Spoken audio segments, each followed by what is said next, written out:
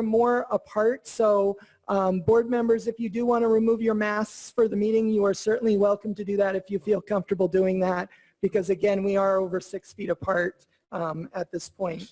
I'm also going to, because we do have a board member who's remote, we are kind of considering this a remote meeting, so I'll do our usual introduction here. So please bear with me for just a minute. So in accordance with an act to implement provisions necessary to the health, welfare, and safety of citizens of Maine in response to the COVID-19 public health emergency, as enacted to read section G1 MRSA subsection 403A, public proceedings through remote access during declarations of state of emergency due to COVID-19. This business meeting is being held with a mix of in-person and virtual using Zoom. The meeting is being recorded and will be posted on the maranacook.org YouTube channel.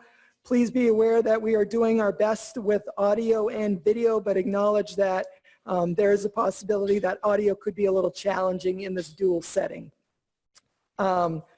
Due to the change in the format of this Board of Directors meeting, please be aware that during the course of this meeting, the microphones of the viewing audiences will be muted, except during the identified portions of public comments at this meeting. For today's agenda, that is item number 3. There is a chat box feature in Zoom, but we will not be utilizing this feature for this meeting. If you have questions or comments, we respectfully ask that you contact the central office or email myself, the superintendent, or any other board member, and an answer will be provided to you as soon as possible.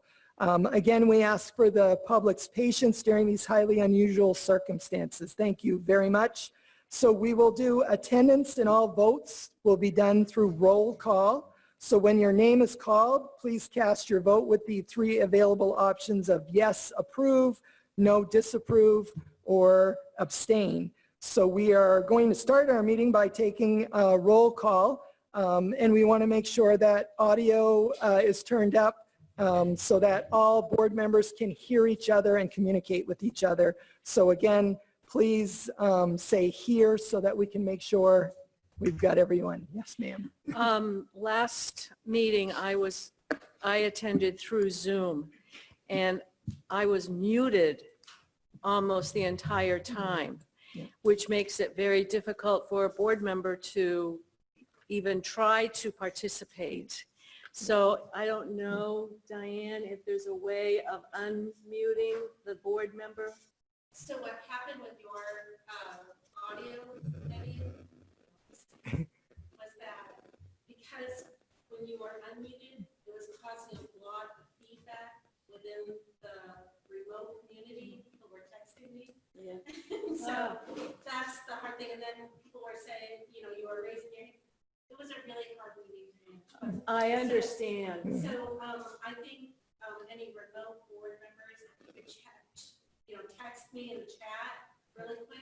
I was trying to keep a hold of that, but there was a lot going on in the room, so I apologize. I know that there was a lot going on, and I think it's probably the first time that we had ever had a hybrid Zoom. And so I just wanted to make sure that whoever is on Zoom tonight has a chance to participate in some way.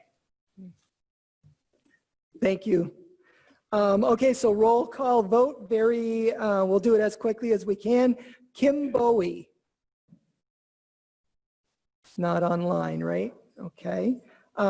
Wendy Brotherland. Here. Dane Wing. Here.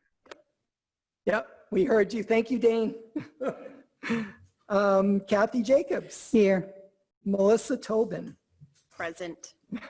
Alexander Wright. Present. Patty Gordon. Here. Rebecca Lambert. Here.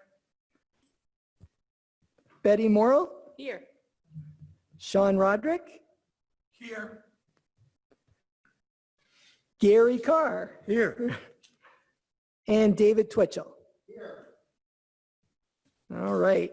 So the first thing on our agenda tonight is the nomination of officers. So I will act as the moderator for the vote for chair and vice chair. And the process that we are going to use for this will be, we will open the floor for nominations. Keep in mind, we will need a second for a nomination to be considered.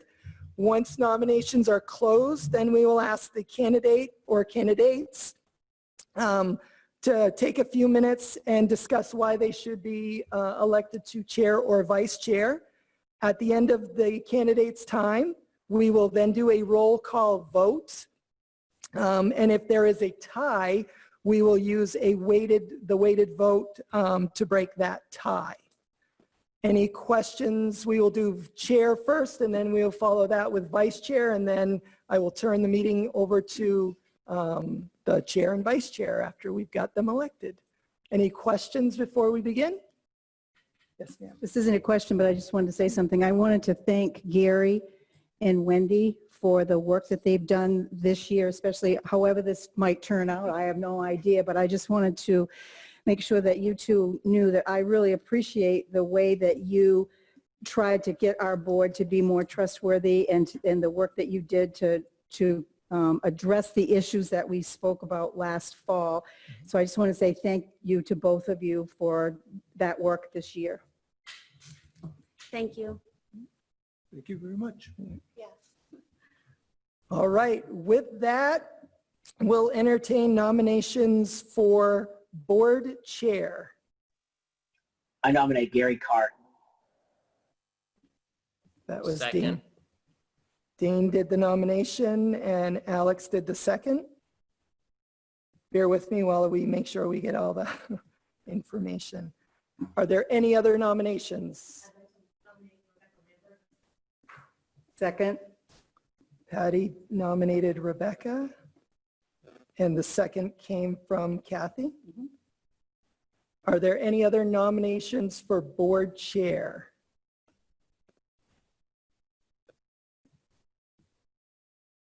Just waiting the appropriate amount of wait time. All right, so we have two nominations on the floor, and we will ask both candidates to take a couple minutes and speak to the board as to why they would like to be chair. So we'll start, I think if that's okay with everyone, I'll start with the first nomination, which was Dr. Carr. So you're up first. Well, first, Sorry. whatever. I just been involved for a long time. I've been involved in education, whether it's in America or overseas. And I look at the challenges that are in front of us, and I have tried to meet them head on. And I'm constantly in the office, it seems like. It is not an easy job, and you have to be available at all times, and I do have that availability. I do have a lot of background in finance and engineering and everything else, and I keep working at it all the time. I never give up. And I do believe that we need to have a 10-year plan, because if we don't have a 10-year plan, we should be able to grow the size of this and help our communities as far as income and improve our towns. So that's all I'll say at this point. Thank you, Dr. Carr. Rebecca, you're up next. Well, I've not been a part of this board for a real long time, but I too appreciate the progress that we've made as a board in the past year with transparency. I think we still have some more work to do, and I'd like to give it a shot. I am available, and I can make myself available for the time that it will take. Good. Thank you, Rebecca. So having heard both candidates talk briefly, we are going to do a roll call vote as we go through. So Remember, at this point, you are voting for either Dr. Carr or Rebecca Lambert at this point, okay? Going to give everyone just another minute to do some thinking before we start the roll call. All right. So I'm going to start with Wendy because Kim is not here. Dr. Carr, Dane, Dr. Carr. Kathy, Rebecca Lambert. Melissa, Gary. Alex, Dr. Carr. Patty,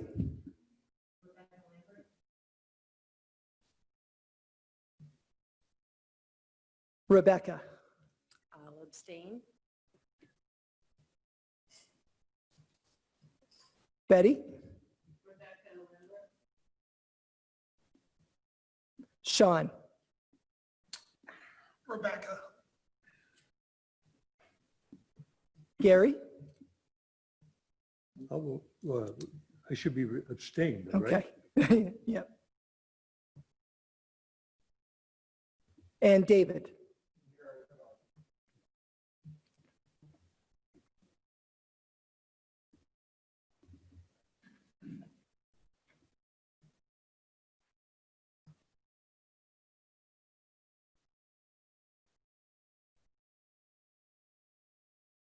So it looks like it is a tie. I'm just looking at, no? Did I count that wrong? Four, five for Gary. 1, 2, 3, 4. Yes, I apologize. Yes, thank you. So Dr. Carr, you'll continue to be board chair. Okay, thank you. The next thing we need to do is a vice chair. So we'll use the same process for the vice chair. Having said that, I will open up nominations for the vice chair position. Wendy Brotherland. Brotherland? Okay.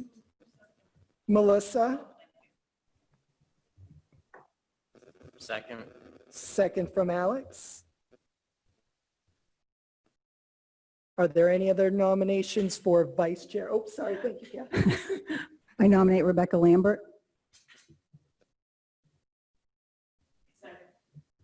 And Betty, second. Are there any, are there any other nominations for vice chair? So we will follow the same process and we will ask each candidate to speak briefly and then we will do a roll call vote. So I'm going to start with Wendy first. like I said, last year, transparency has been a big issue for me, and I worked really hard last year to bring as much transparency as possible to the board, but I do believe there's more we can do, and I would like the chance to do that, work hard at bringing more transparency to the board this year. Also to build trust between board members, and not only that, but in our conversations, have everything brought to the board and the discussions left at the board too. So that's what I'd like to do. I'd love the privilege of serving again this year as vice chair. Thank you. Thank you, Wendy. And Rebecca, would you like to say anything? Well, I guess my sentiments would just be the same as the other one. I too think that there is more work to do with transparency and communication, both between board members and with the public, and I just think we can build on that. I'd like to be a part of it. Thank you, Rebecca.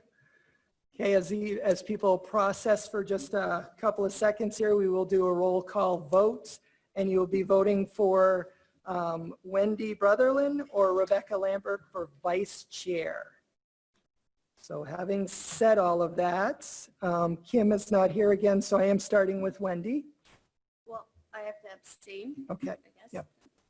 yep. I just like to confirm it. Thank you. Dane, you're up next. Wendy.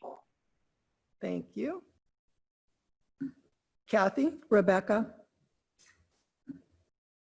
Melissa, Wendy. Alex, Wendy. Patty,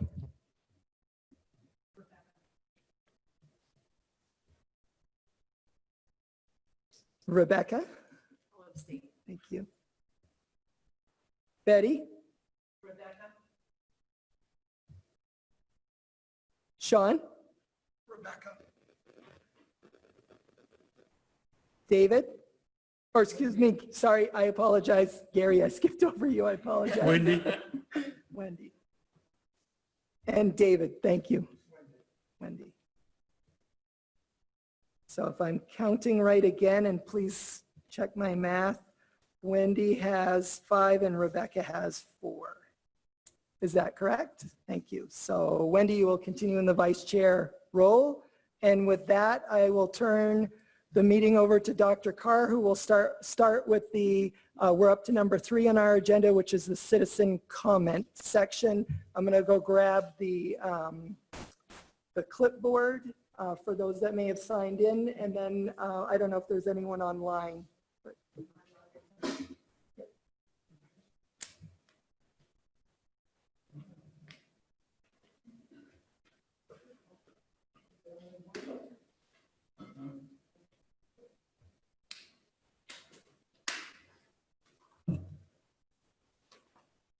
so the one in person speaking. Steve, I guess you're up.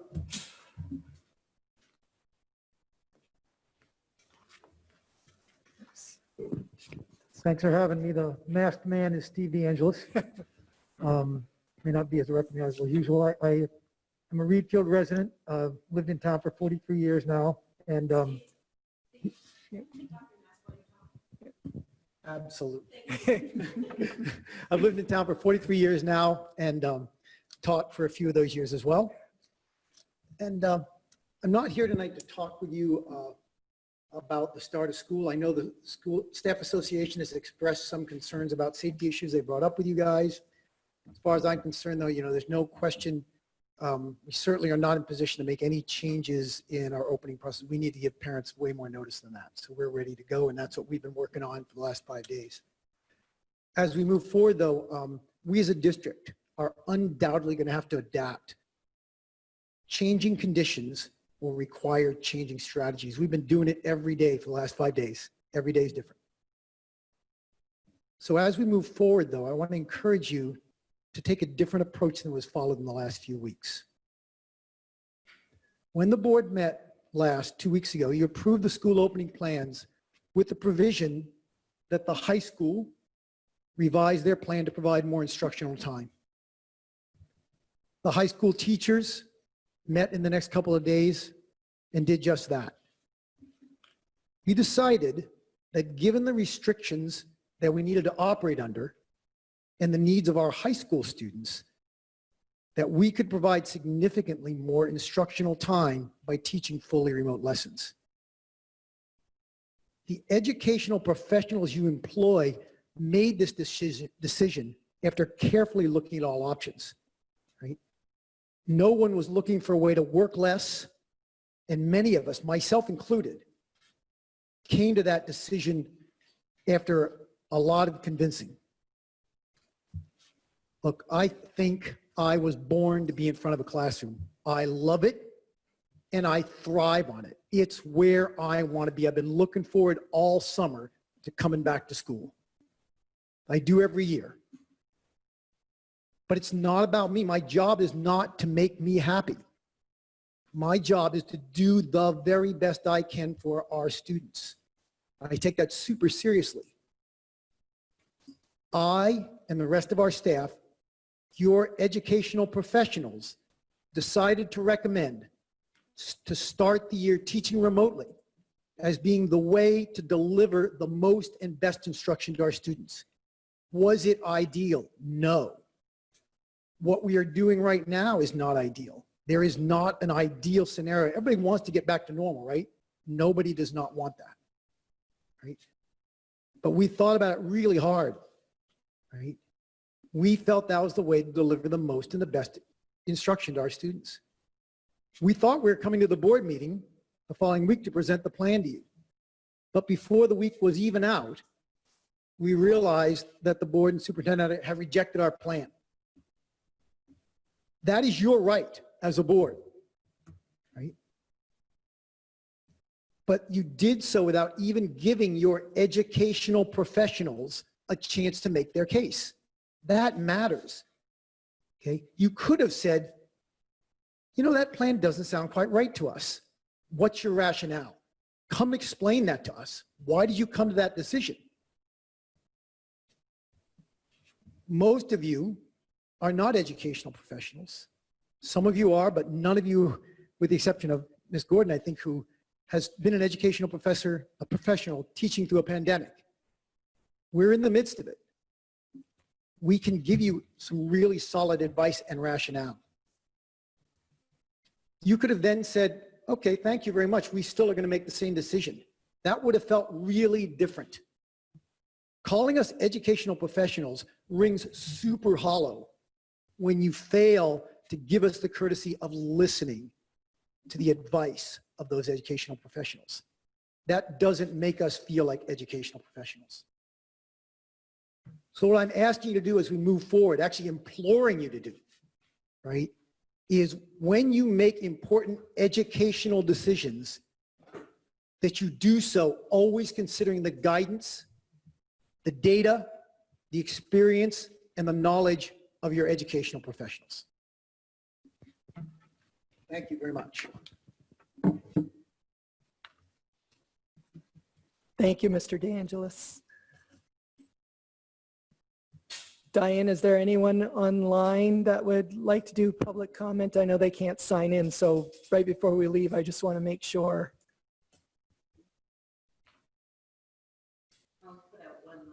Yeah. So for the people who are at home on Zoom, if you're looking to make a comment during public session, that would be now. Please send a text in the chat box to Diane McGregor and she will help facilitate that. We'll wait a minute just before leaving it.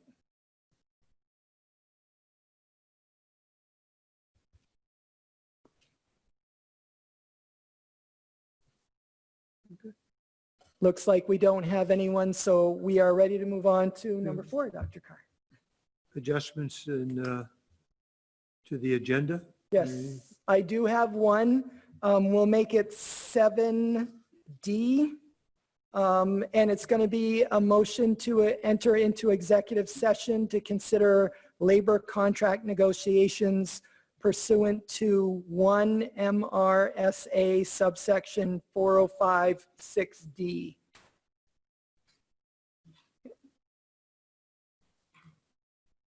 If you'd like me to repeat it, I Nope. can repeat it, but it'll be She's 7D right at the end. So yeah. There you go. There you go. Make it easy. That's the only one I have. I don't know if the board has any adjustments. The board have any adjustments? Okay, That's good. reports from this first one, Staff Association.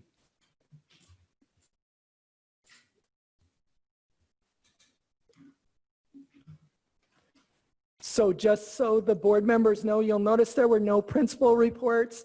They're actually going to be under number 7B. Each one of the principals at that time will be giving an update and be able to answer some questions about reopening. We did that just to kind of facilitate the ability to ask some questions and to get a more accurate read on that. So just so that you know that going forward. I don't know, I didn't talk to him ahead of time, so I apologize if I'm springing anything. Ryan, is there anything you'd like to say for the special ed report? If the answer is no, that's totally okay. Okay. Adult and Community Education Director, He is not here this evening. Finance Manager. Yep. You have and- anything you want to say? No?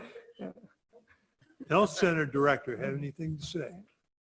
No, and she is not here this evening either. Special education, oh, we Yeah, we already just did did that? Ryan. Curriculum and assessment instruction. That's part of you now, Yeah, right? Nancy's here, but she's good. Wow. Unless there's questions. Superintendent of schools, you got anything to say about it? No, you've got my report and I'm Nobody sure. else is here. Yeah, I'm sure there's going to be questions as we go along. So, yeah, so that's where we are. All right. I motion to approve the minutes of July 22nd, 2020 special meeting. Second. Any further discussion? All in favor? So I will have to do a roll Oh, that's call right. vote. I apologize, you guys. Roll So call. as we go through, so Kim continues to still not be here, so I will be starting with Wendy through this section of voting so people know. So Wendy, Yes. Dane, Yes. Kathy, Abstain. Melissa, Yes. Alex, Yep. Patty, Rebecca, Betty, Sean, Yes. Gary, Yes. and David. And again, if my math is wrong, you can correct me. It looks like 9 yeses and 1 abstention. Moving on. I move to approve the minutes of August 12th, 2020 special meeting. Second. Roll call. All righty. So Wendy, Yes. Dane, Yes. Kathy, Yes. Melissa, Yes. Alex, Yes. Patty, Rebecca, Yes. Betty, Yes. Sean, Yes. Gary, Yes. and David. So that passed unanimously. I move to accept the donations. Second. Any discussion? People have been very generous with giving to the food pantry. How is the food pantry doing as far as being able to purchase the things they need? Dr. Conway is willing to talk on that. He just raised his hand. We'll have him come up to the microphone so the home audience can hear.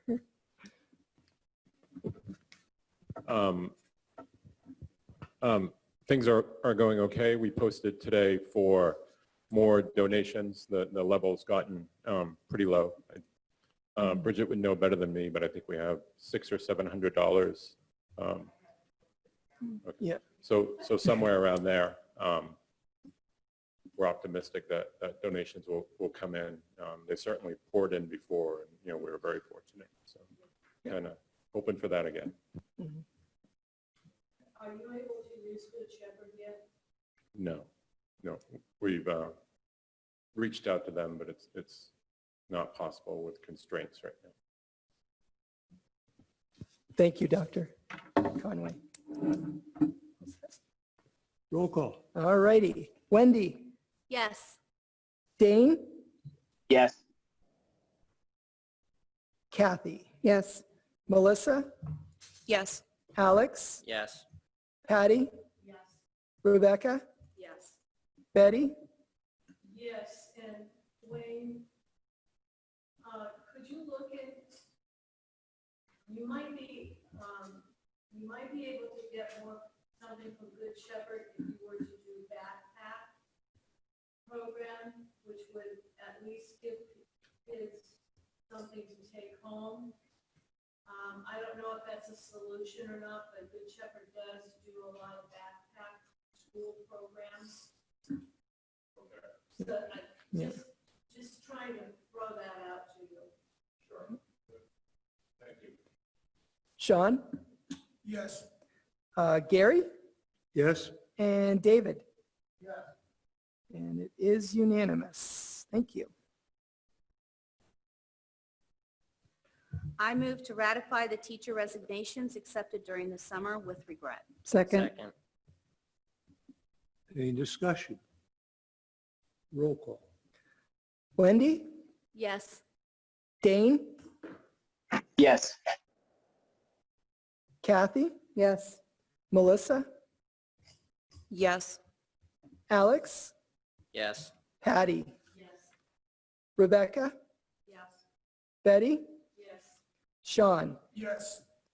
Gary, Yes. and David. Unanimous. Thank you, everyone.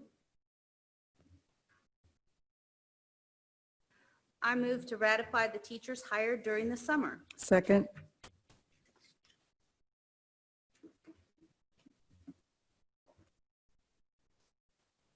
We only have one teacher. Is that right? That you hired? Okay, so let me get to page 14 real quick. Notice there's four. Yeah. Yeah. Holly Yes. Bagel, I don't know how you got her. Yeah. But I know her and, um, Yes, yeah. So we've got three that are on here.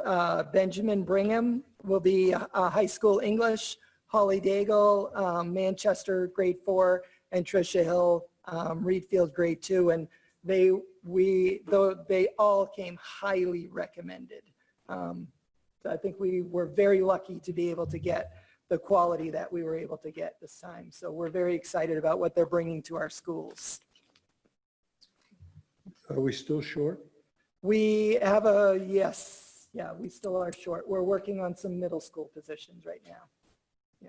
One or two or three? 2, I believe. 1.5. Long-term stuff. Yeah, Okay. one's a long, yeah. So one position and a long-term sub, yes. Roll call. All right, Wendy, Yes. Dane, Yes.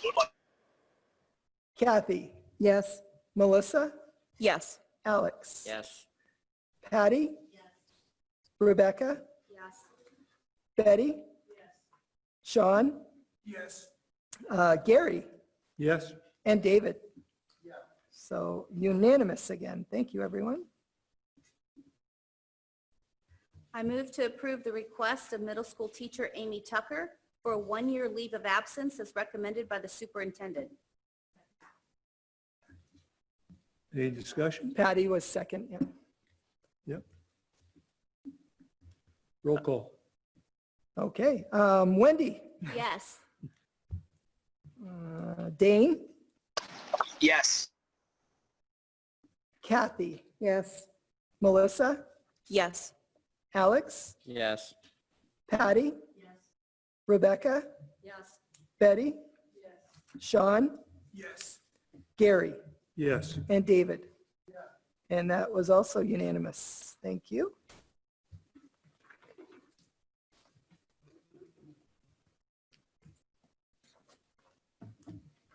Next. I move to accept the nomination of first probationary contract teacher, 1-year position for Reedfield, Shayna Frost. Second. Any discussion? Roll call. Wendy, Yes. Dane, Yes. Kathy, Yes. Melissa, Yes. Alex, Yes. Patty, Yes. Rebecca, Yes. Betty, Yes. Sean, Yes. Gary, Yes. and David. And that passes unanimously as well. Thank you. I move to accept the teacher resignation, MES Math interventionalist Erica L. Millett with regret. Second. Any discussion? Roll call. Wendy, Yes. Dane, Yes. Kathy, Yes. Melissa, Yes. Alex, Yes. Patty, Yes. Rebecca, Yes. Betty, Yes. Sean, Yes. Gary, Yes. and David. So again, unanimous. Thank you, everyone. Okay, so now we're up to 7A, board committees and assignments. And I saw a page here, Yep. which I presume you would like everybody to fill out. Yes. So I would encourage everyone, you have one in your board packet, and you also have a list of who was on what last year. So as you consider participating in the committees, mark your paper. And if you can get it into Donna by September 11th, Friday, September 11th, then we can have it ready for, I know, right? I just said that and I just got chills because of September 11th there. So yeah, I just kind of didn't notice that until I just said it, so I apologize. But if we can get it in, then we can have that for the September, I believe it's 16th meeting. We can have those finalized and get the committees up and running, so, okay? And the date set. Yeah, and the date's set, right? So we want to do that as quick as we can. We got work to do. All right. Update on school opening. All righty. So having said that, hold on, I'm just going to reshuffle. Yes. So we're, what we did is we asked the principals to put together a little presentation and kind of talk you through what their protocols are, what it looks like, kind of their numbers a little bit. So what we'll do, and I apologize to them, I didn't decide who was going to go first, second, third, fourth, or fifth.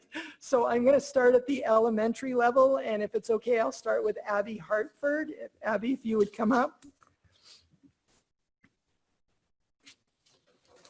So as Abby's coming up, I'll let you know who's going after that. So we'll ask Janet to come up after that. She'll talk about Mount Vernon and Wayne, and then Mr. Boston will come up. Jeff Boston for Reedfield, followed by Dr. Levac at the middle school, and then Dr. Conway at the high school. Thank you, Abby. Thanks. Well, it's been quite an interesting couple of days, and I am so appreciative that we've had this extra week to prepare. There's in no way we could have started school this week. So I really super thank you that we did push school back to start next week on Tuesday. And we're close to ready. We've done a lot of work, still got a little more to do, but we still have the courage. I do. And just a lot of work has been done. The numbers that we're looking at, we are looking at to have 143 children return to the building.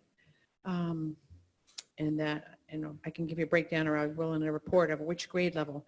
That, in addition to that, we're looking at 21 children that have chosen not to return, and 18 of those are asking to do remote learning, so to stay connected, and we would provide an iPad and some digital platforms. And then Mr. Shred is working with the team of administrators to hire a teaching principal, hopefully, that would be in charge of helping to frame out what their learning would look like. That is still a work in progress, and we're trying to help families understand that it will build the capacity. So it may start looking one way and hopefully build on to a little bit more. We still believe those are our children and they're coming back to us at some point. And so we want to definitely be a valued asset to them in their learning process at home. And they're choosing to stay home for a variety of reasons, which we're accepting of course.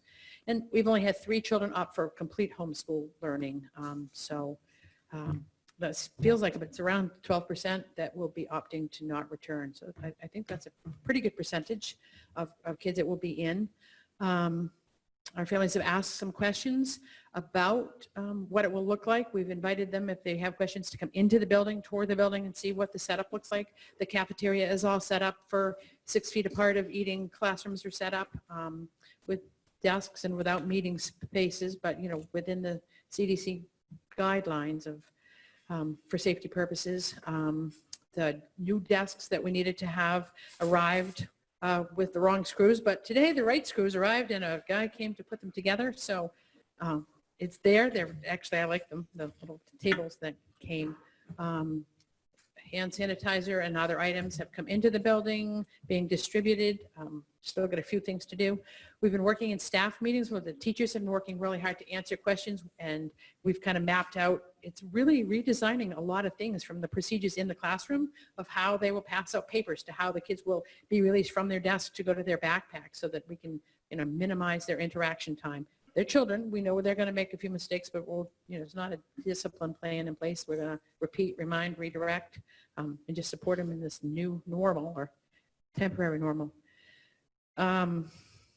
We have been meeting and meeting. We've just rediscussed bus dismissal, end of day dismissal, what it looks like, because we have a lot of parents picking up. I think we have 42 families picking up their children, which will help tremendously with busing, but then we need to safely get them to the right parent and the right child. We think we have a plan. We'll be revising it. We've communicated that to parents, and we're going to communicate tomorrow. We have a plan to communicate a little bit more details about literally which door they're going to, the back door or the front door. And what recesses will look like and how we're going to keep children in safe cohorts out there, how we're going out, how they're going to be supported. So it's really been a tremendous amount of hours have been spent discussing. And we have a plan, but we'll be revising that plan of what works, what doesn't work. We have a detailed team at the school, those that really want to be invested and have suggestions of how recess will look, how we can supervise it. We have a special schedule. There isn't a big day of academics. They're only there from 8:30 to 11. We've revised the special schedule that most classes will have a special once a day, but they're 30 minutes instead of 40 minutes. And then the specialist, interventionist will be on hand to help with lunch, with bus dismissal and other times, so that we have added hands to be there for smooth transitions for families. We have a tent up on the playground, and that will be an outdoor classroom setting, hoping for no vandalism. We've designed outside settings and can encourage teachers to go outside for classes or do a read aloud outside so they can have a mask break at that time. Snack will be outside. We still are in the process. We hired a long-term sub for pre-K. We are in the process of hiring a library ed tech. We had a resignation, and so actually hiring that. We're just about there. We're still looking for a long-term sub in art. But other than that, we have the people in the places that they need to be. How about the buses? I'm not in charge of designing that. Of course, the transportation would be of who's on what run, but the plan is to have them be at 50% capacity. So you don't see any problem with the bus? I don't have all the information. I wouldn't dare to make a judgment. We think that we have it mapped out. But we've been working with transportation director, and she's the one of counting kids on buses, because we got actual input from families. I will be needing your transportation, or I will be able to transport. So we took the information and created a giant spreadsheet of information to the transportation director. Wendy? Yes, the new desks, are all the kids going to be able to safely fit into all the classrooms? Have you had to use space creatively with the new desks? How are things coming with as far as classroom? Our largest class is pretty tight with, we originally had 22 and we're down to 18 in there. We can do it. We've given them an optional space like in the library where they can move out and go sit on the floor. And we have Velcro dots that go on the carpets, and we've measured those out so that they're 4 feet apart so they can have their individual space, sit on the floor and have a morning meeting type thing. It'll also allow them to get up, walk, move, and just have a new location and setting to help that class out. We're also going to work with support of our literacy ed techs and others to help with some of the instructional time, hopefully, for reading and such. Okay, thank you. Any further questions? I just want to check in with Dane online because he is online. So I just want to make sure if he's got a question, he has an opportunity to ask it. Yeah, Mrs. Hartford, you said that the education day is going to be from 8:30 to 11:30. Well, What happens? Go ahead, sorry. It's 8:30 to 1 that the kids are in the building. And Right. so some of the older kids, grades 3 to 5, eat at 11:30. Then they return to the classroom and they would have another almost 45, 50 minutes of instructional time after they eat. So they would go till probably 12:45 of instruction. And then the youngers will eat at about 12:15. They've got to have enough time to clean the cafeteria between the 2 shifts of children. We don't know how long that's going to take. So we've put in a pretty big window of time of 20 minutes. And hopefully if they're shorter in the cleaning of all the surfaces, then the kids will be able to eat earlier. So those kids, the K to 2 kids will eat at 12:15. So their learning academic block is 8:30 to 12:15. Okay, great. Thank you. I appreciate it.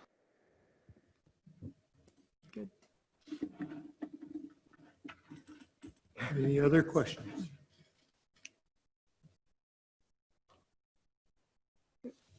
Abby? Do you foresee any problems with kids moving within the classroom?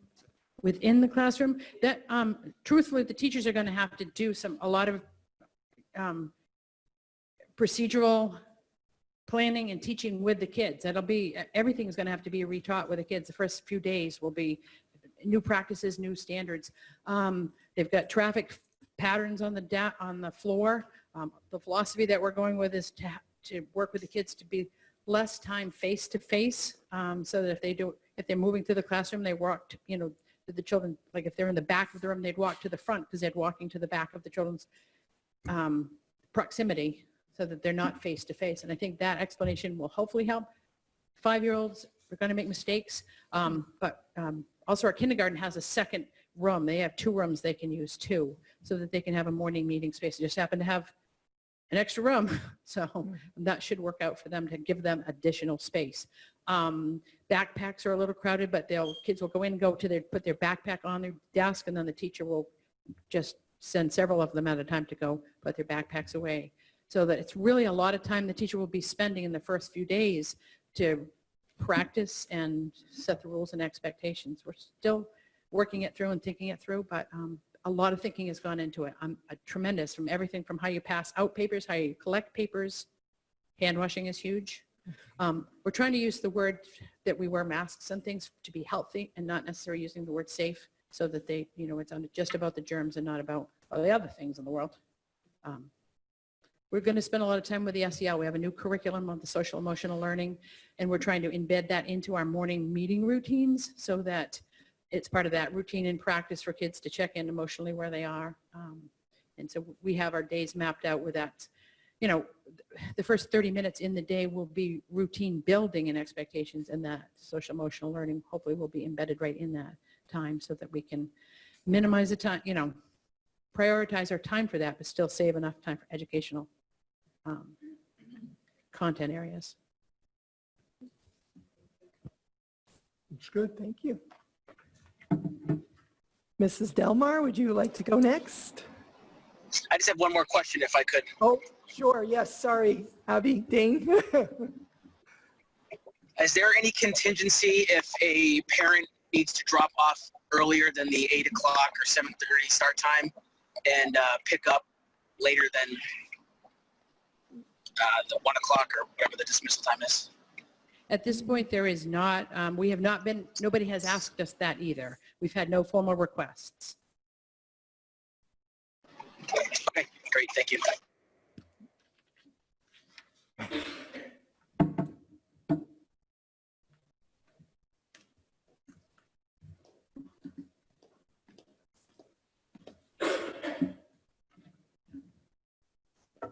Hello, I'm Janet Delmar, principal of Weed in Mount Vernon. Is this on?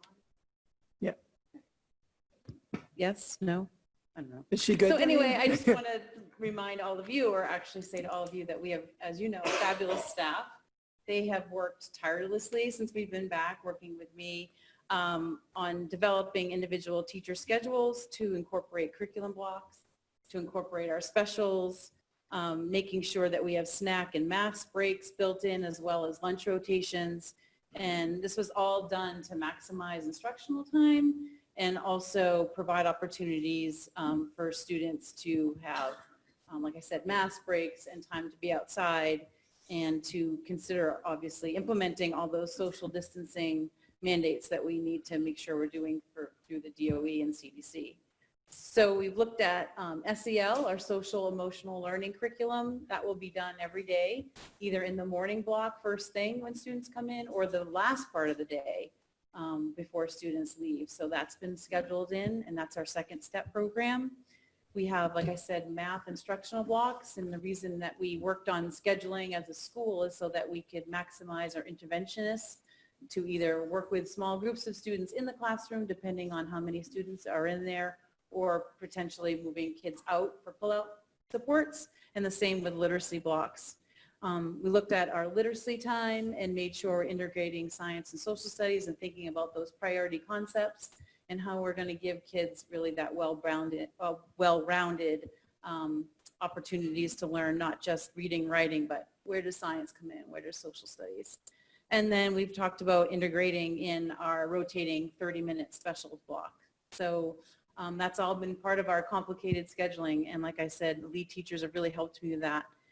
Full staff have been phenomenal at both buildings, working with me on figuring out what does it look like to have traffic flow through our building, including hallways, cafeterias, classrooms, what is the bathrooms, all that, scheduling our tent for snacks and parent pickup and drop off.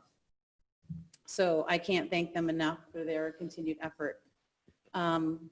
We've also, right now, Wayne, enrollment is 70 students.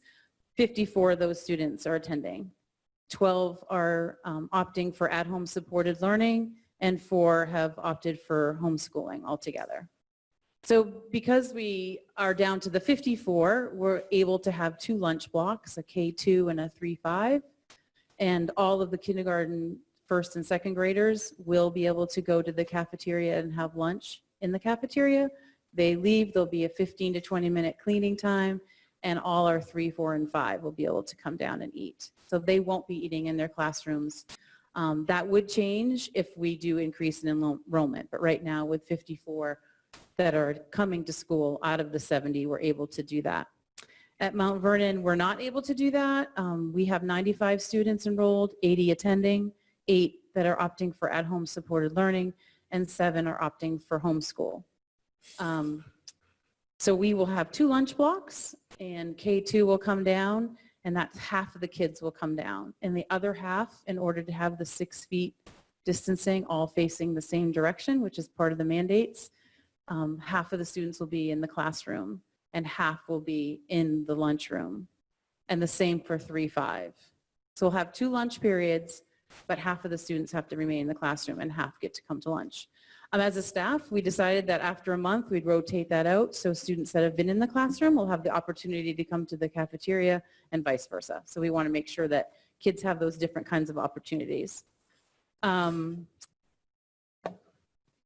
Basically, like I said, teachers are super enthusiastic, working really hard, really want to greet our kids and come back to school. We know that there's going to be obviously a time that we're going to have to focus on instructing, modeling, and practicing our expectations and procedures. And we, like I said, been really working hard on that, and I think we're ready to go. And like Abby Hartford was saying, there definitely will be a time for checking and adjusting and kind of redoing, hey, we thought that was going to work, maybe not so much, let's try this. And but all their input is really helpful in designing those things in our schools. So do you guys have any questions for me? I have a question for you. When we have kids, and Abby mentioned this too, who are going to be homeschooling, are they completely removing themselves, and we have no... We're not providing any services. Yeah, we're not providing any services That's whatsoever. correct. Okay, I just wanted to be typical, clear. like what you would think As of if- any homeschooling Okay. in pre-COVID time. Yeah, Thank you. great. Thank you. Thank you very much. Thank you, and we'll invite up Mr. Boston next, talk about Reedfield Elementary School.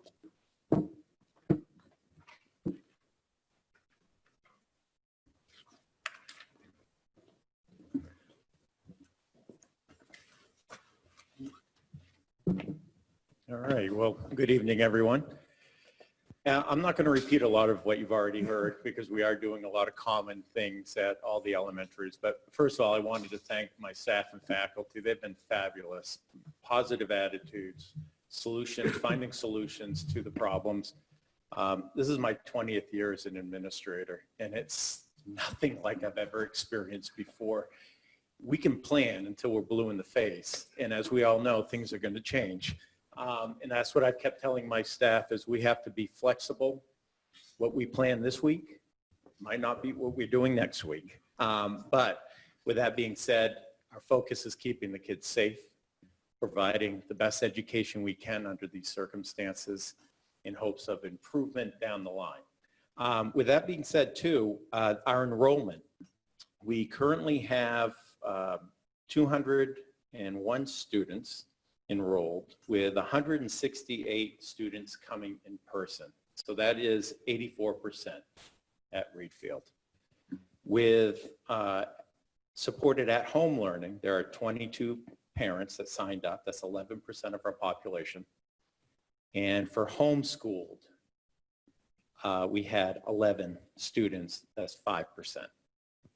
So our numbers, obviously, we'd like everyone there, but our numbers, 84%, we have the majority coming back, and that's great. Our issue is going to be busing, not the number of people riding the bus, but the number of parents that are going to be dropping off their children. We have 34 students riding the bus. We have 100 parents dropping off and picking up. And if you've seen our driveway, it's not very big. And I'm worried about South Road. We might have to hire some police officers to help direct traffic and all the way out to 17 as well. So that will be a work in progress as we try each week to make the flow a little faster. And then we have actually 34 parents who are still undecided. They're still wondering, do I have my child take the bus? Am I going to bring them? They're not sure yet, and we haven't heard from them. We've reached out. At Reedfield, we're looking at 3 lunches. We're not having students eat in the classroom. They are going to access our cafeteria where we can have approximately 38 students at 6 feet apart. We'll access our tent, which just got put up and is out in the back of the building. We can have as many as 20 there. And we'll be accessing our art room, which holds 8, and our breakfast cafeteria holds 12. So when you combine all of those rooms, we have enough to have 2 grade levels at a time based on our current numbers at 6 feet apart to eat. We'll also use that for snack during inclement weather. We've also taken our fields starting all the way as you enter the driveway to the left. We put into zones, and I've made a little maps for the teachers, and they've signed up for zone breaks for the children. So we have small cohorts. We won't have our normal recesses where you have 100 kids out there with 2 staff members. No, we'll have the teacher and their class sign up for a zone at a time. So it will start with 2 zones over where the baseball and softball field is. And as you come around, we've closed off the playscape. We'll be using from the pre-K room to the gazebo as another zone. And then as you get over to the soccer field and to the edge of the building, there's 2 more zones, staying far enough away from the road for safety purposes. And we are currently fully staffed. The other thing I'm really excited about is in back of our playground, we have a nature trail. And we had one of our ed techs, Deb Elwell, and her husband spent 8 hours one day cleaning it up. They raked, they cleaned debris, they fixed the bridge, they fixed benches. It's on our property, which is great. So we're going to actually access that. I'm going to send a letter out to our parents letting them know that, where it's a great opportunity for kids to be outside, learn a little bit about nature with their teachers, and get out there. And if they space out far enough, they could actually take their masks off. So I think it's a wonderful opportunity. We're going to definitely take advantage of that. So that is what we're doing at Reedfield. So any questions? Sounds very good. All right. Thank you very much. Thank you, Mr. Boston. Thank you. Dr. Levesque?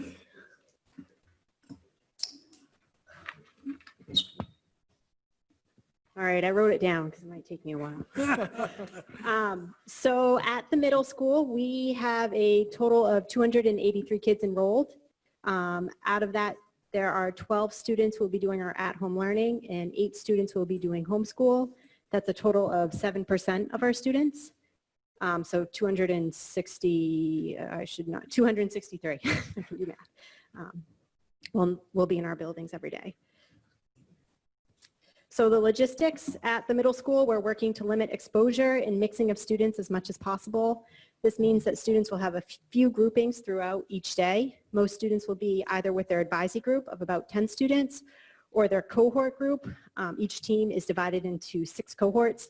There's about 70 kids on a team, so there's about 12 students in a cohort, and they'll be with them each day. We have turned off our water fountains. They're not available this year just to limit congregation, and we've asked for students to bring refillable water bottles. We have also gotten a ton of parent and PTO support, so we have extra waters available, so if any student needs water at any time, we have water bottles and snacks too. We'll get to that. Students will have a total of 6 classes in their schedule with 3 classes a day. Each class is about an hour long. The start and end times for each class are staggered on each team to allow for greater social distancing in the hallways.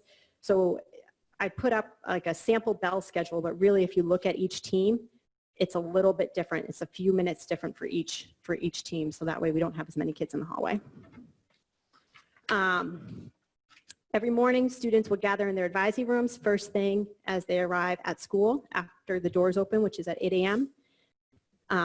During advisory time, they will have breakfast. They'll have an informal tutorial time.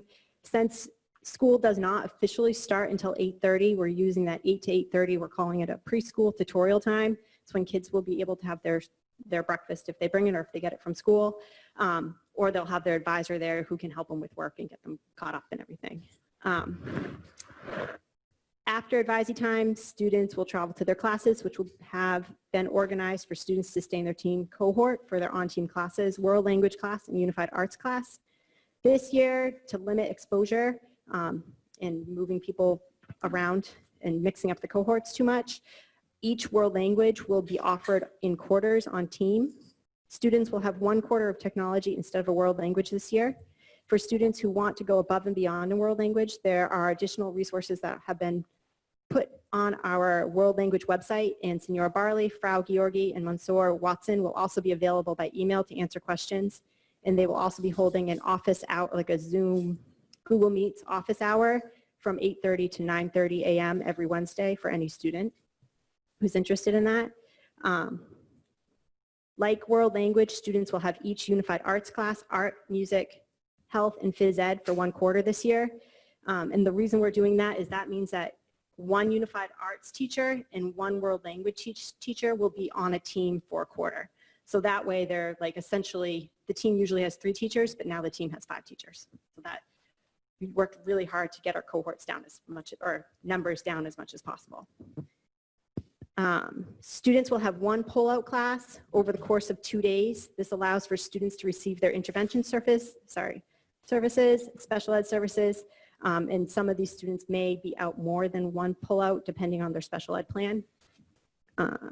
Counseling services or tutorial services. We will also have snack time. I don't know how many of you have seen middle school students, but they generally eat from like 8 to 3 all day. So we have put in a snack time to make sure that they can eat because they could not go, from breakfast to lunch without anything.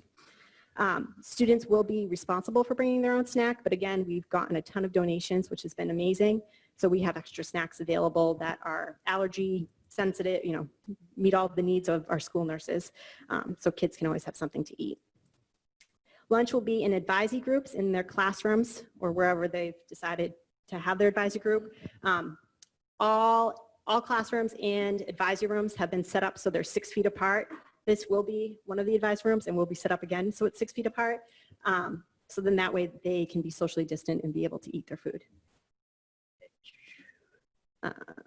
Students will be dismissed at staggered times depending on the return to home plan. For those doing a parent pickup, these students will be dismissed just after 1 p.m. and students will go to the lower parking lot. There'll be a couple of staff members there who will have outside duty and they'll pick up their kids between 1 and 1:15 p.m. Technology will play a huge role in our learning experiences this year. Laptop pickup was provided to all families of 7th and 8th graders this week. They are maybe still doing it now. And 6th graders will get their laptop the first week of school. First, they do a training with Mrs. Churchill, who's our tech integrator, and she just does a lot of work making sure the kids know how to use the computers, laptops. It's the first time the 6th graders have had them, so that's the reason we do that. And then, like the elementary schools mentioned, we will also be using an SEL, social emotional learning curriculum, during advisory time. And we have organized these so that there's some flexibility for the advisors just knowing that sometimes kids come in and you can't really do a lesson because they're stressing about something or they have something going on. So we've set it up weekly. So you have a certain amount of lessons you do weekly and individualized on each advisory group. So when you do it or how you might do it, but just make sure you get it done through the week. And just so you know, the units, there's 4 units within this curriculum. One is about mindsets and goals. The other is about recognizing bullying and harassment. The third is thoughts, emotions, and decisions. And the fourth is managing relationships and social conflict. So, sorry, I'll go quicker, but the 6th graders are the only ones that will be in the building on the 8th. They'll spend half their day in their advisory groups and the other half of the day on their team. Students will be given overviews and tours of the school. We also did tours of the school for 6th graders over the summertime, so they got to see what the school looked like. And also on this day, they'll meet their teachers and participate in modified team building that allows for social distancing. On Wednesday, we're going to have all of our students back, and we're going to be following our normal schedule, but making sure we go through all of our standard operating procedures. We have videos available. Then we sent out some of them with our open house the other night, but we're going to go through all of those things so our kids know what they need to do. And really just sometimes knowing your routine, knowing what you need to do really helps with anxiety. So it's dual purpose for safety and emotional and physical safety. We have an at-home learning program that has been sent out. We have 12 students who are participating in it.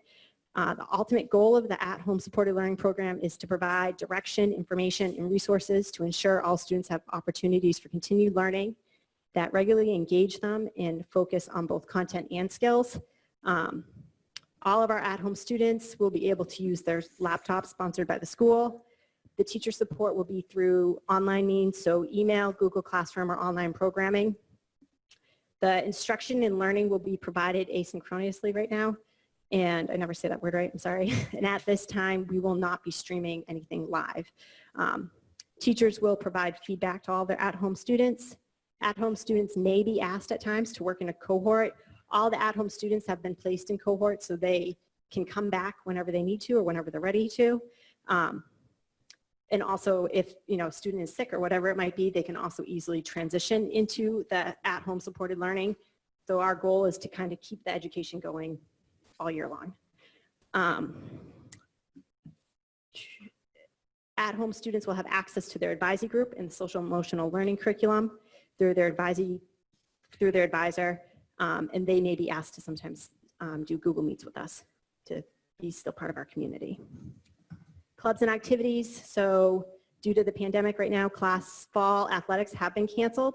We will be reevaluating this in the winter based on current safety guidelines. This year, we will also not be offering, as we used to have a zillion clubs.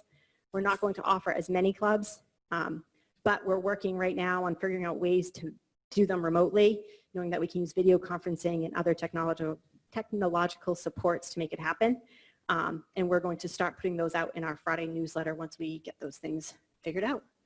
And then the last thing we had a school-wide open house, which was a video that was sent out the other day. And then each team will be doing a virtual open house via Zoom over the next week and a half or so. So it appears like you only down one class. You did 6 classes, right? Every day. Yeah, so we You're only usually, down 1. If you went to 230, you would only have increased by 1 or 2. right, no, right. So we usually have 4 classes a day, so.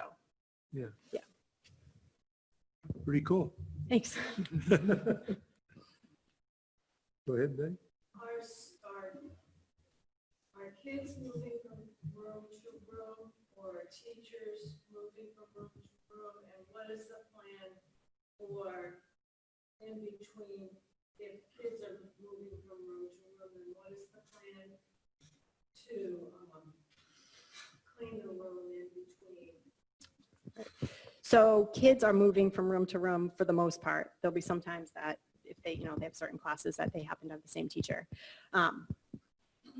But the way we have it set up is we have a flow that we've created. So the kids, when it's time for, it's the end of the period. So the teacher will have the kids stand up on the back end of the wall. And then the teacher is going to spray and clean the desks. And then and it's a staggered approach, so everything's going to happen very staggered. We have, I don't know if you go through, we have all the stickers up for the stay 6 feet apart out in the hallway. And then as the kids start leaving, the other kids will come in. So it'll be like it'll be a constant moving process.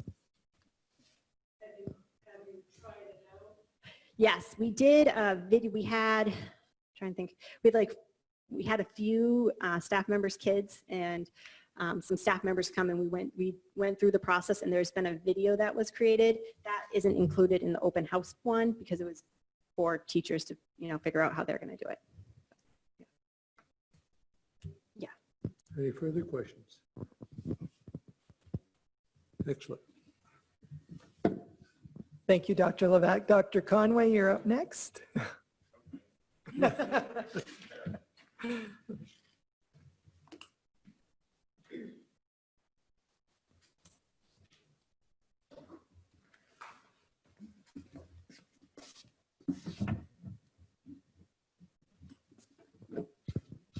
All right, I'm going to try to read off my laptop, so bear with me.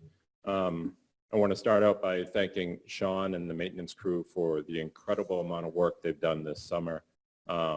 It's just been immense, and it's going to keep being immense. They've been moving things around campus, unloading and loading and constantly cleaning.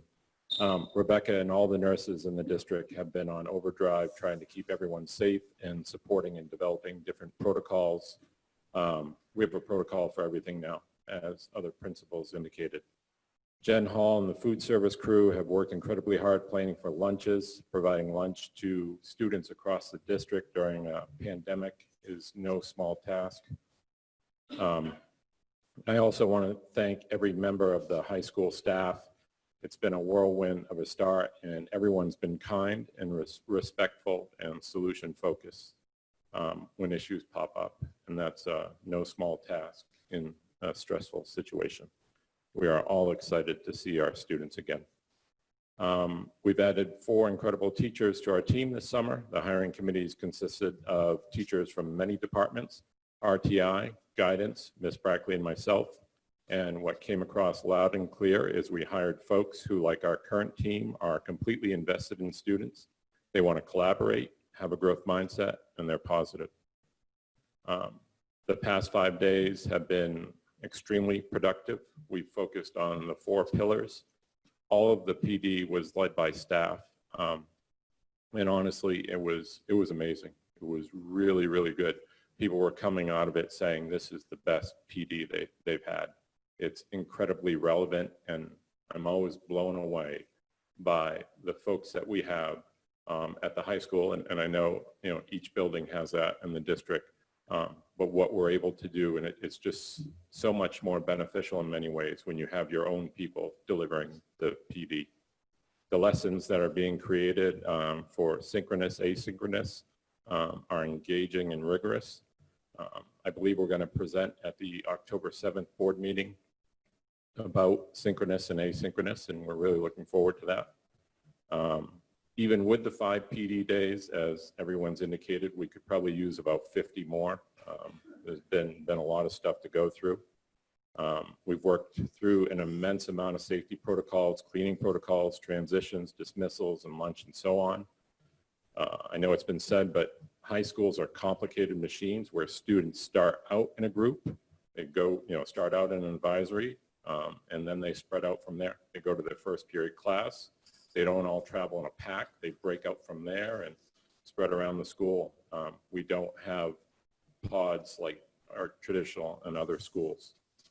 This year, classes will be 48 minutes long with 5 minutes to transition between classes. We've walked through the transitions as a staff. The transition time will involve desks and chairs being disinfected by teachers for the new group of students entering the classroom. We'll have 2 dismissals during each class to allow students to travel safely between the classes. We will have 1 40-minute lunch with students having lunch with their advisor, and that lunch will be delivered to their advisor's classroom. Options will be more limited. With the hybrid plan, students will be able to bring lunch and breakfast home for the day that they're not in attendance. So they'll bring it home for the day. On the day that they are in attendance, for the day that they're not. We're moving forward with the hybrid schedule to comply with state safety mandates and have added more contact as directed. CATSI students will be attending MCHS Maranacook each day. Some students in special populations have been considered for increased instructional time based on their individual needs with their student teams. And students with no connectivity have been invited to attend each day. Once we go through the start of the year, we'll look at adding more students. At the high school, we have 360 students enrolled. Our cohort sizes are right around 200 each, with 25 families indicating they would like at-home supported learning and 2 families opting for homeschool. The 9th graders will be the only students in the building on September 8th, with cohort B starting on September 9th. Every teacher and advisor has an outdoor classroom that is outlined and numbered with a master map. So if there's a safety issue, we know right where they are. Brent has been a big help with this, so thank you, Brent. We have sent home our at-home supported learning plan for students. It's an incredibly detailed plan with attendance being taken each day, grading of assignments, formative and summative assessments, and credits being awarded. We have high expectations for both our in-person students and at-home students. Later tonight, we're going to send out our welcome back open house and safety protocol video to students and families. Everyone pitched in to make it, and it's super cute. Miss Brackley put it together, so thank you, Miss Brackley. And Brant will speak about high school athletics after we're done, and we will be offering clubs this year at the high school. Any questions? So the total amount of students you have Yep. in the high school? On a given day, is that? Yeah. Yep. So around 200. And it's only 4 classes. 4 classes, yep. 449, I think I hope I said that. Maybe I skipped over it. 449. So nothing has changed from the original that you told us. There's only 2 days a week kids are here. 2 days a week, kids are here. On the off day, and this is complex. Wednesday. Yeah, or Wednesday, or however you want to look at it, but let me explain it. So on Monday, cohort B is in, cohort A is in attendance. Cohort B is remote, and then on Tuesday they flip, and then on Thursday they flip, and then on Friday they flip. So they're always getting some academic instruction. But what has changed from the original plan is we've added CATSI students, we've added special needs students, we have added students with no connectivity, and we're going from there. Yes. What is going to happen on the remote days? Are the kids going to be learning, like if they are there in person on Monday? On Tuesday, they will be attending class virtually, is that correct? And it'll be a continuation of what was learned on Monday, like every day of the week they'll have a new class? So that's the big deal, right? We're splitting the high school in half. How do you keep moving with the curriculum? You can't just say we're only doing half the curriculum this year. I mean, that's not acceptable. So just like you said, when a kid is there on Monday and then they're remote on Tuesday, the lesson keeps moving on. So they're going to attend either synchronously, which is streaming, or asynchronously, depending on the lesson. Are there special cameras in the rooms for the teachers? Have the teachers been trained on all the technology and everything? They have been trained on all the technology, and we need much more training. Like it's an ongoing thing. We're going to use our laptop cameras. Every teacher has a Zoom account. And one of the neat things, and I know this is a little bit foreign, and I think we talked about it a little bit at the last board meeting. When we think of remote instruction or at-home supported instruction, we often think of that being streamed, right? Using this as a camera and microphone. And that's decent, that's good, but there are other great lessons out there that go beyond using this as a camera and microphone. that are asynchronous, where kids can access embedded videos and assignments that are super cool. And we're really looking forward to showing that to you, because I know it's kind of hard to imagine without seeing it. What about cleaning between all the different days? How is that working? Right, so Sean and his crew are going to clean at nights during the different days. In between classes, which in a high school, there are a ton of transitions, teachers are going to disinfect the desks and chairs. So what happened with the idea of using students? Our insurance, MSMA told us that we could not use students to do that. So, yeah. That was a little bit of a shock to us when we heard that.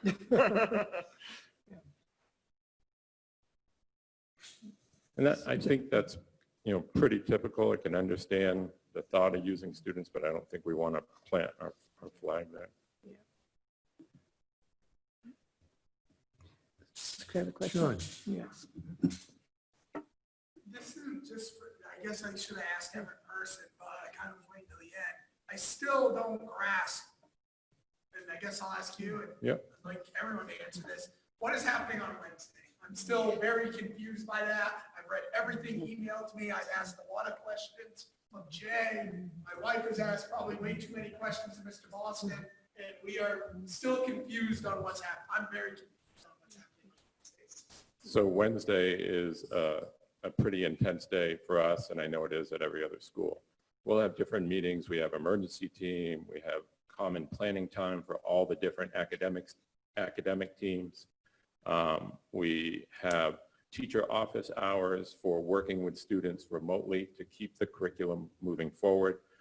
We have 3 hours built in for PD, so continuing to work on what we need. And it's really an added layer now. And I understand what you're saying, but we have so much work to do with this device and technology teaching now, right? I mean, that's a ton. But, and we, That's a legit question. oh, and I'm not being argumentative. Really. We also have a ton of work to do with curriculum, that normal stuff that we're doing and teaching and building relationships with students. So there's just a lot going on. Thank you. So, Right, I guess that's. that was my question. Cool. What are students doing on Wednesday? Yep. So on Tuesday, teachers will post the assignment for Wednesday with students in their Google Classroom. And students will access that Wednesday. It might be a lesson, an asynchronous type lesson, but it'll be some type of assignment. And again, we would love the opportunity to show that to you. We would love to be able to show those lessons to you. So I have another question. Dwayne, I just want to make sure that I understood what you said. So the kids that are going to CATSI will be at Marana Cook for the other half of the day, all 4 days? Is that what you said? Yes. So if you go to CATSI in the afternoon, you come to Marana Cook in the morning, Monday, Tuesday, Thursday, Friday, is that right? Correct. Okay, thank you. Unless you opted for at-home learning, which I think we've had one student.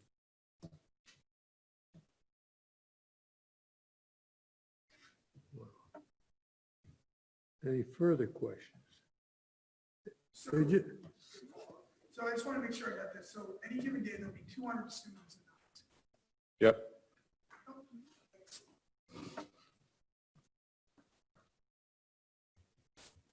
What do you expect the grades to be?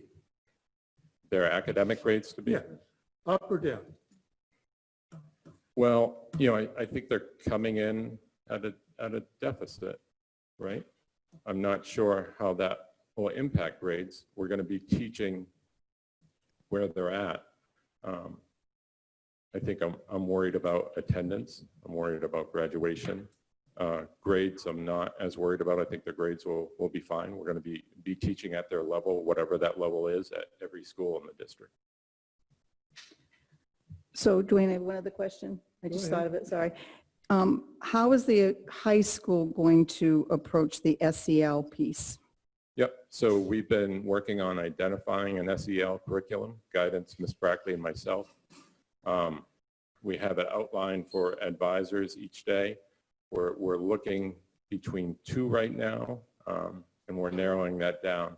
That wasn't identified by the SEL pillar, so we're going, from there.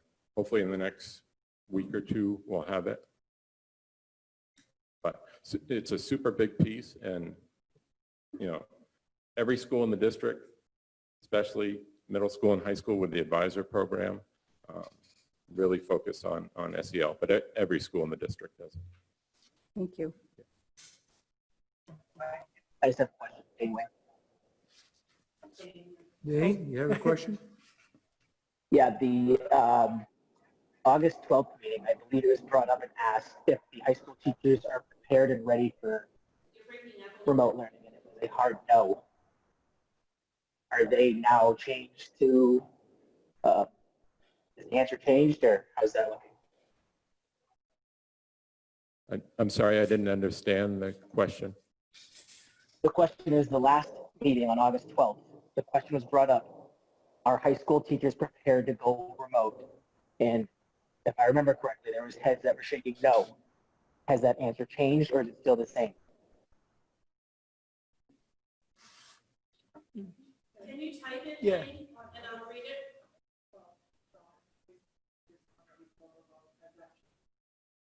Oh, okay. So we're understanding the question to be on August 12th, you thought high school teachers were ready to go remote, or I'm sorry, we're not ready to go remote. Has that changed? I think it's a process. We are ready to go full remote. Yeah, I mean, we're right on the doorstep, but it's almost like, are you ready to be a teacher in person? Yeah, I'm ready to do it, and I'm going to get better my whole life at it. So they're ready to go full remote, and it's something that we, like every school, have growth to make. So we could do it. We would still need a ton of support and growth, which is natural. I hope that answers it.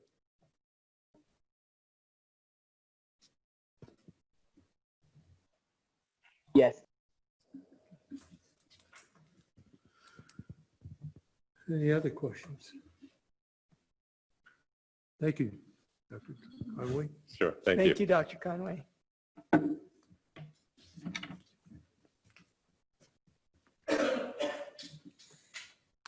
Dana, follow up. So we're going to invite Brent Remington, who is our student director, our student services director, and he's going to talk. I thought it would be important to give you guys kind of an update because the news is kind of all over the place with how they're reporting stuff, and it is rapidly evolving. So we thought it would make sense to ask Brent to come in and talk through. So he did put a presentation together, and we just handed out a handout of that presentation, and he'll kind of walk you through it and take any questions at the end. Turn it over to you, Brent. All right, thanks, Mr. Charette. Thank you, school board members, for having me tonight and listening to my presentation. I wish I could stand up here and talk about things that didn't have anything to do with masks or hand sanitizer or social distancing, because I'm going to be honest with everybody in the room, I'm sick of it, totally sick of it. So I hope you're with me. But as part of my job every day, I'm looking at ways that we can make sports safe for our student athletes here on campus. And I can tell you, looking you in the eye right now, that I'm 100% confident that we can make sports safe for our student athletes once the MPA and the state finally figure out what that is going to be and when. If you follow along as much as I do, your eyeballs hurt by the time lunch comes around because you've been staring at tweet after tweet and article after article. But the current thing is that fall sports for high school has been delayed until September 14th, which is just under 2 weeks from today. We were supposed to be starting on Tuesday. They want more time to get people back into school so that way we can start more safe, they're telling us. So like Mr. Charette said, I put together a quick little thing. I'm just going to read these bullets pretty quickly and then take any questions. The approvals that come from any of the sports have been worked on by the Maine Principals Association, particularly the Sports Medicine Committee. and the Interscholastic Management Committee, and they've been working with the DHHS, the Maine Department of Education, and some other state agencies. Like I said, it's supposed to begin officially on the 14th of September.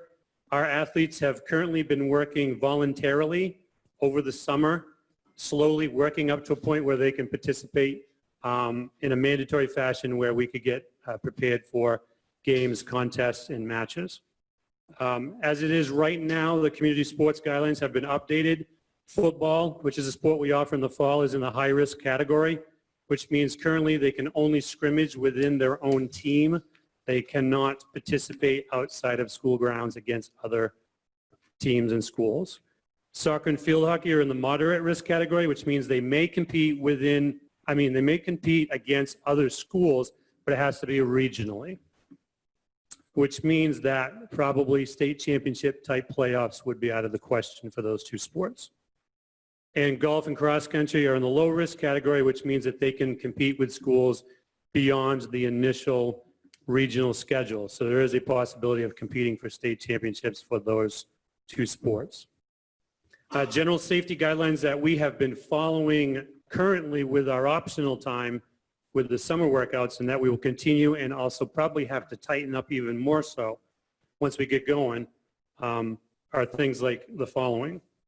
All athletes, coaches, and game personnel will complete a daily health screening, whether it is paper form handout that the athlete would have at home, but in this case, probably as a high school student, they'd be using the website link that going to be getting on their emails and their phones, and that'll take care of that.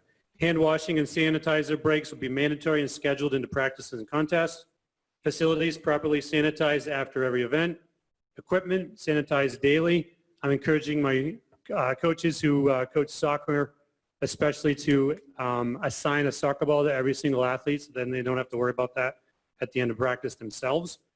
Masks will be worn by all and only removed by athletes when actively engaged in workouts and competition.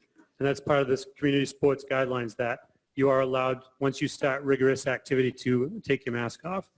The last 2 nights I've been down here because we've had a bunch of teams working out, and I've seen 100% mask wearing and compliance, and they've been outstanding. These kids are going to do whatever it takes to play, trust me. Only individual water bottles will be used, no sharing. If we get a positive test, school safety plans and the local health action plan will be administered by working with the athletic trainer and the school nurses and the CDC, obviously. Attendance will be taken daily by coaches. They'll keep a record of that in case we need to contact trace. Each team will have a medical kit as usual with the normal supplies like tape and Band-Aids and things, but they will also be getting a separate COVID kit that we will call it, which will have sanitizing material in there.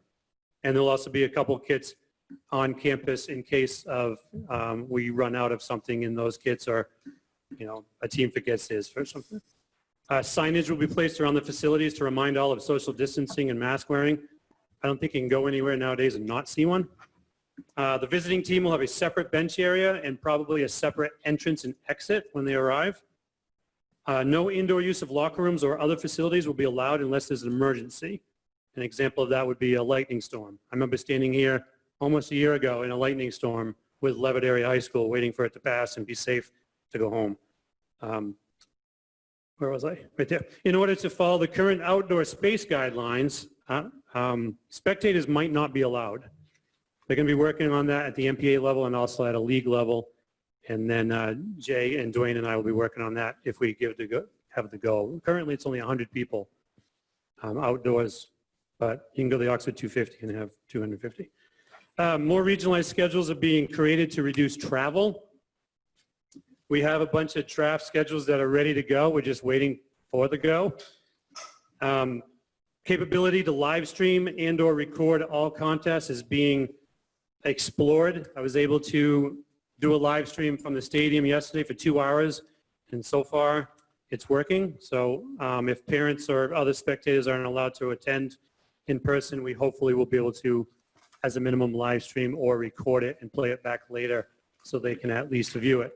And the final thing is that all coaches will be required to watch a video called COVID-19 for coaches and administrators is through the NFHS Learn website, and I think as of now, 2/3 of my coaches have already viewed that, including myself.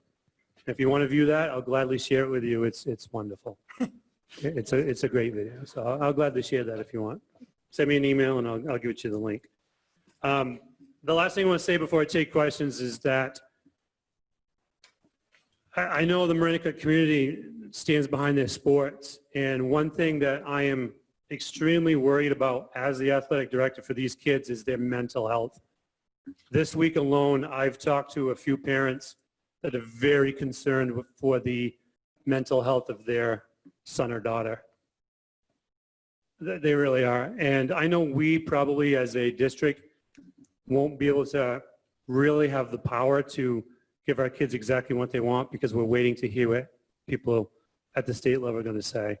But I just know my job is probably going to turn into a counselor position if we get fall sports canceled, because there's going to be kids that are going to need us. And just so you know, 2/3 of our population of the high school are involved in either sports or clubs of some kind. So we need to keep these going as best as we possibly can. So my plea to you before I leave is that if fall sports are canceled by the state and the MPA, that we try as a minimum to get as much as we can here on campus for these students so that they can have something besides going home and being depressed. So that's my little semi-political spiel, I suppose. But I've been trying to stay wicked positive, and I'm struggling right now, as you can see.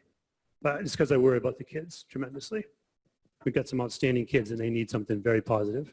And walking into a class wearing masks, they're going to do their absolute best, and our teachers are phenomenal. And they're going to do their absolute best to make it positive for them, but we got to give them as much help and love as we can. So any questions? Sean, did we get the lights in the field?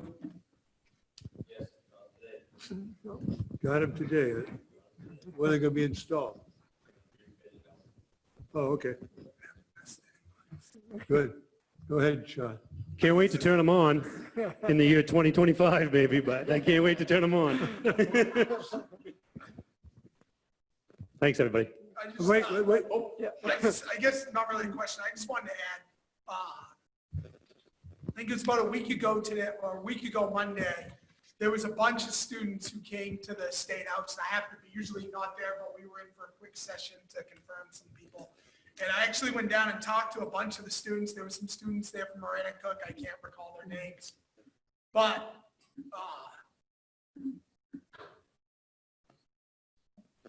one thing they said was they're concerned for their friends who don't have the same opportunities that they may have to play travel. And this is the only opportunity that some of these are high school. I don't know how old they're below 18. But that was the message I walked away with. These kids are concerned about their friends, their mental health, and some of their friends is the young lady said she put her hand out and she said to me, she's like, I want you to do everything I can because I'm worried about my friends whose sports is all they have and they can't be at home. They want to play as many sports as they can and they can't be at home because of their home life. And that stuck with me. So I appreciate all the work you're doing to try to provide opportunities for the students in this district. So thank you. You're welcome. I appreciate that. Anything else? Thank you. Go Bears. So as Brent is going down, just very quickly, I've been saying all along, and I know several of you guys have talked to me, that as soon as we get the green light from the MPA, I feel like we should follow through with sports. I do feel like you guys will probably have to make a final decision. And once we get the final word from the MPA, I'm going to bring that back to you guys, which would be on the 16th. So I'm hoping, so I'm just kind of letting you guys know ahead of time. And if there's any information that changes, obviously Brant, myself, Dr. Conway will get that information to you guys so you can make an informed decision. But I think in the end, it is going to have to be, the board does have to kind of endorse sports. If you've been watching the papers, there are some schools that, there's only a handful of them, but there are a few schools that have opted to not participate in sports because of the fluidity of the guidelines is what I read after school today. So I will bring it back to you guys on the 16th. So as you're thinking about it, and if you need more information, Brant has been fantastic. Dr. Conway has been fantastic of keeping up on this. If you're interested in the letter that, the 3.5-page letter that DHHS and DOE sent to the MPA, I have a copy of it. I'm willing to share that. Just let me know, and I'm more than willing to share that. But again, I just think you guys have to make the final call, and we'll bring it back. But we're going to proceed. My recommendation, and I've said it all along, is to proceed with sports for exactly why Brant just presented. So I don't know if there's any questions or other comments you want to direct towards me, or if you guys are good, then we'll jump to our next item. I motion to enter executive session to consider labor contract negotiations pursuant of 1 MRSA subsection 40560. Second. Any discussion? I have to take a roll call vote to go in, guys, so I apologize. Wendy, Yes. Dane, Yes. Kathy? Yes. Melissa? Yes. Alex? Yes. Patty? Yes. Rebecca? Yes. Betty? Sean? Yes. Gary? Yes. And David? So it is unanimous. We'll go into executive session. We'll give everyone a chance to clear out here. 8:11. Oh, actually, we ask Kristen, she can tell. Actually, Gary, go right out the exit sign, Oh. and the bathrooms are right there. You don't have to announce it to everyone. Jay?